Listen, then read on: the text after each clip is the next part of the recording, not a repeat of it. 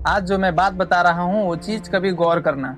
जब कोई काम शुरू करने की बात आती हो तो उस काम में सबसे पहले एक चीज चेक नहीं करते, टाइम और स्ट्रगल। हम पहले उस काम में चेक करते हैं टैलेंट और एक्सपीरियंस। बट अगर हमने खुद को बोल दिया मेरे पास टैलेंट नहीं है, मेरे पास एक्सपीरियंस नहीं है, तो बात वहीं खत्म हो जाती है और यहीं से टैलेंट का मीथ शुरू होता है। मीथ मतलब एक ऐसी बात जो सच लगती है पर प्रूव कभी नहीं होती, क्योंकि सच ये है कि टैलेंट को कभी टेस्ट ही नहीं किया गया। और आप खुद से एक सवाल कीजिए, जब हम कहते हैं मेरे पास टैलेंट नहीं है तो मैं कैसे जानता हूँ कि मेरे पास टैलेंट नहीं है? क्या हमने कभी उस चीज को रोज किया है? क्या हमने कभी उस चीज को बिगिनर की तरह गलती की है? अगर नहीं तो टैलेंट का डिसीजन इतना जल्दी कैसे हो गया? यहीं पर एक टैलेंट बहाना बन जाता है।